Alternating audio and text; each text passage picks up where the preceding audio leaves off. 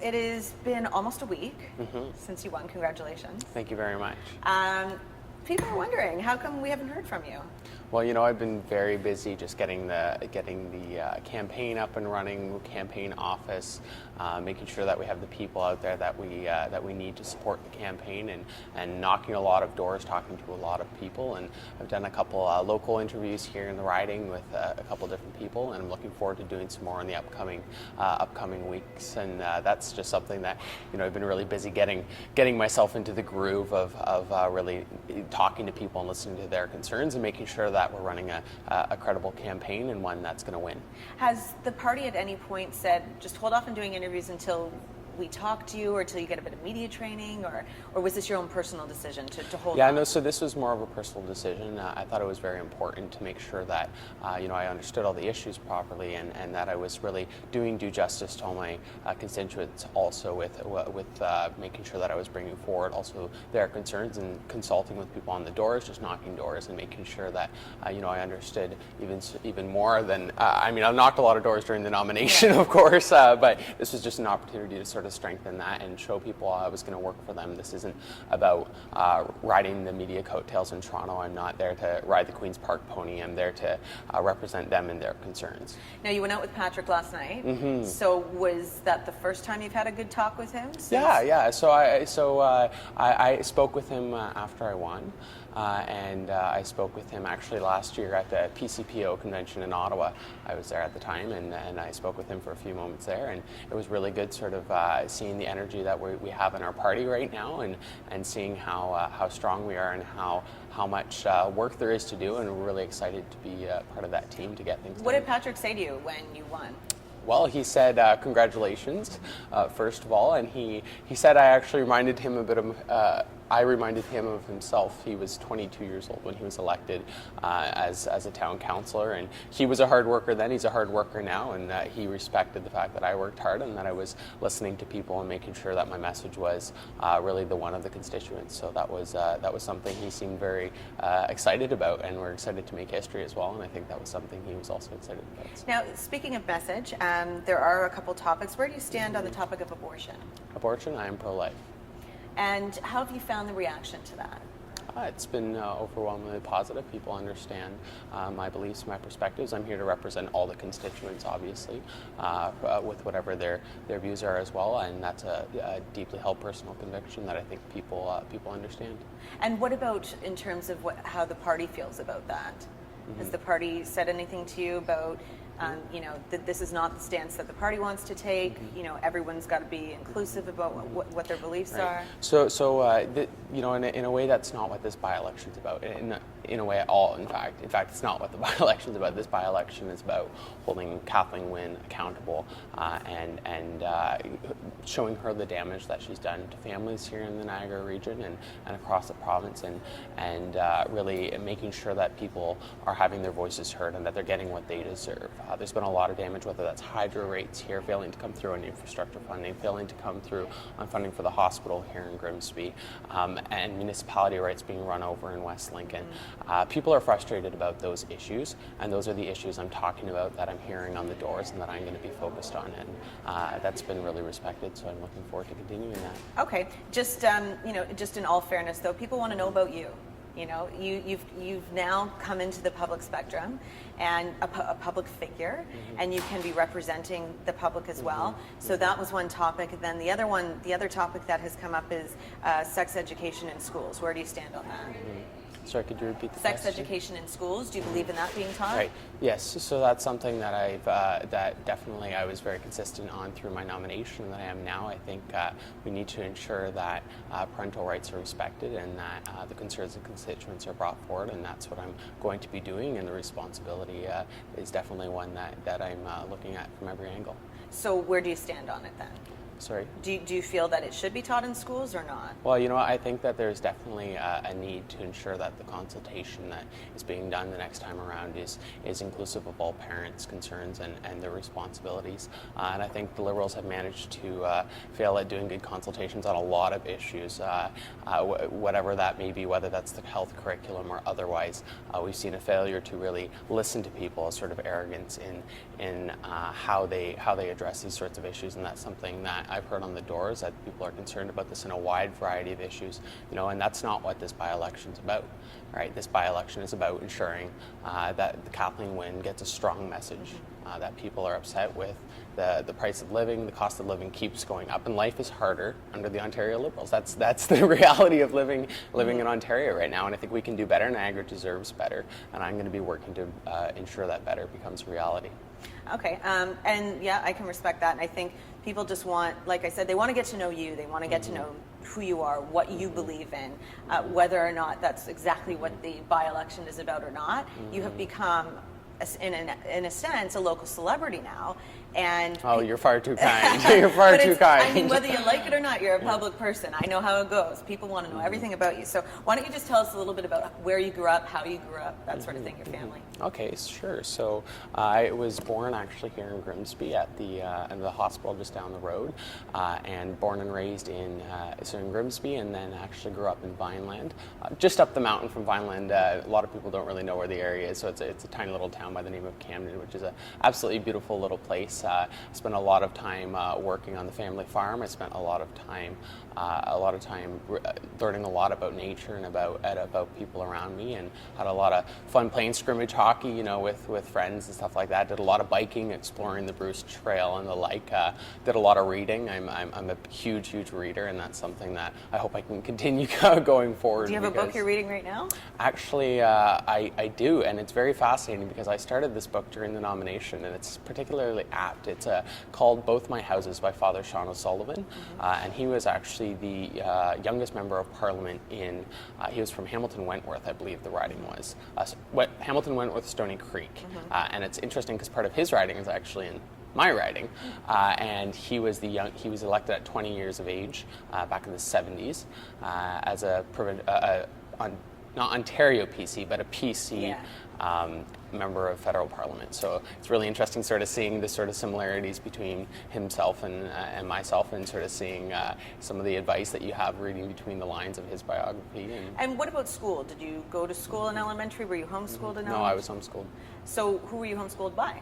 Well, so I was part of an organization, with a classical focus, classical education focus. I did a lot of focus on a lot of reading and writing and math and the 3 R's, I guess. But I was also part of a local association that we really did a lot of social events, whether that was going to visiting the ROM and going on field trips to the Niagara Peninsular Conservation Authorities and stuff like that. Was it a member of your family that taught? Oh, so my mom was would have been the primary educator. Okay. In that and what about situation, brothers and sisters? So I have 7 brothers and sisters. Actually, my oldest brother is he is a professor at Cambridge University in the UK, history and philosophy of mathematics, and most of my family is kind of scattered around the country now. I'm the second youngest, and it's very exciting to see where they all go. And I have 14 nephews and nieces, but 3 more on the way. Wow. So that's something that's a huge blessing. They're awesome. They're really great kids. So I really like that. So you're the second youngest. So you're 19. So what do you have to say to people that when they say, okay, wow, this guy's 19. Does he have enough life experience for the job? What's your reaction to that? So first of all, I have worked in both the private sector and in the public sector. I worked in demolition and excavating. I saw the damage that the Ontario Liberals have been doing through over-regulating, through a lot of causing a lot of damage to small businesses with hydro prices as well. And also, I've worked in the private sector in the public sector. On Parliament Hill as a policy analyst and legislative assistant. And really, there also I actually worked on the Standing Joint Committee for the Scrutiny of Government Regulations, which was a great experience because I really there also got to see the damage that overpowering government can have on families and on job creators, and that was something that also taught me, how to work within the setting to be effective and to stand up for your constituents and to be that strong voice that's needed. So I would say absolutely, I've seen the damage in both the private and public sectors that overbearing government can do, and also the good that can come. And I'm very excited to be working hard for people. You surround yourself with good people, you work very hard, and you listen to people of experience, good people.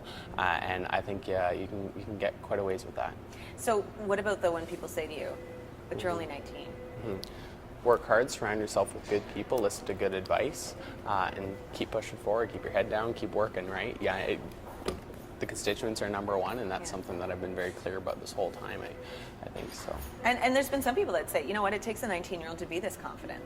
Well, I appreciate that. You know, it's, you know, moving forward. When do you turn 20? When's your birthday? I turn 20 next August. Okay, so next year. So, okay. Now, the other thing people are asking is, what about university? What's going to happen now? Because you were going to Brock. Are you still going to Brock? So I'm actually putting those classes off until January. Okay. For now, I'm focusing on the campaign and settling into Queens Park if I'm so fortunate and people entrust me with that responsibility. And after that point, I'm planning on continuing my classes on a part-time capacity. I mean, it'll take me a little longer to finish my degree, but I think if I should. I mean, I'm a single fellow and I don't have a wife or children, which is very beneficial when it comes to being able to focus 100% on constituents and still also be able to continue on my education in a part-time capacity. So I'm eager to finish my degree at some point, and that's something that I'm not giving up on. What do your parents think of all this? Well, I haven't really had a chance to talk to them much, quite frankly. I haven't had a chance to talk to anybody much, and I've just been really busy keeping my head down. But I think they're quite pleased, and I think they're also. I think my mother's a little trepidatious, perhaps. I mean, I think any mother would be, but I think they're excited and they're really looking forward to seeing where it goes from here. Did they say to you, "Are you going to finish university?" Oh yes. Figured.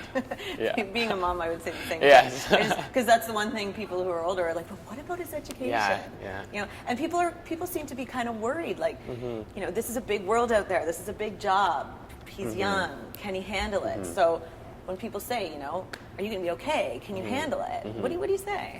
So that's exactly what I say. I say if you saw how hard I worked during the nomination campaign, I was working part-time, I was in university, and I was running a nomination campaign. I have a lot of energy. I bring a lot of energy to the table, and that's something I'm really excited to harness for my constituents and work really hard for them also. But I think I can still definitely continue my studies and get things done there. And again, this is also surrounding myself with good people and having those people helping me out with various things as well. So I think being cognizant of that and just working forward, keeping your head down, working hard, and listening to good advice will bring you a long ways. And would you say that these people that you've brought on to help kind of surround yourself with, could you say maybe they help in the area where you may be lacking in a bit of experience or life experience? Well, that's something that I'm definitely very blessed with is great mentors, whether that's politically or just personally as you know, in the accountability sense, and also just encouragement from so many areas. And people have really been reaching out from within the PC caucus, within the PC party, and just locally as well. A lot of great people that have come forward and just been giving really great advice for how to move forward and focus on sending a strong message to Kathleen Wynne that, you know, people in this area are hurting. People across the province are hurting. Life's hard under the Ontario Liberals. They deserve better, and we're going to give them better. And that's something that keeps coming up at the door as people are sick of the hydro prices. People are sick of waiting for the funding for the hospital here in Grimsby.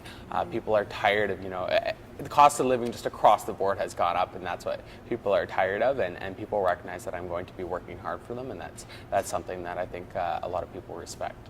And I mean, you obviously realize you have to have a thick skin going into politics. Yeah.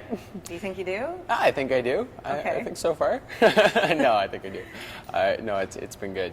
And you know, you've been thrust into the spotlight, and there are a lot of people that are asking a lot of questions, and some might say, you know, this is exactly how I feel, but how does he know he's 19? He hasn't had to pay the hydro bills. He hasn't had to, you know, really experience the Wynne government's faults, as you say, in that way. So how do you kind of come off and say, you know, respond to those type of questions? So, like I said, I've been knocking a lot of doors, and I've talked to a lot of people about this, and I see the pain, I see the damage they're doing, I see the hurt, and it's very real. And I know that talking to those people and making sure that their voice is heard is going to be a huge responsibility and a huge task, and I look very much forward to ensuring that I'm consulting with people and listening to those concerns and priorities and bringing those forward. So I think that on November 17th, we are going to send a strong message to Kathleen Wynne.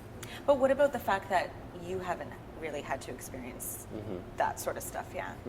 So, like I said, I've knocked a lot of doors and I've talked to a lot of people, and they don't seem worried about that. They seem confident that we're going to be moving forward from here. Actually, interestingly enough, during my nomination speech, I said, you know, a lot of the people that are going to come up right now are going to tell you a lot about what they've done, and that's great. And I really appreciate the contributions that so many people have made to this community, and the people who are running, just excellent candidates alongside me. And I'm really, really proud to have been able to have my name on the ballot alongside them.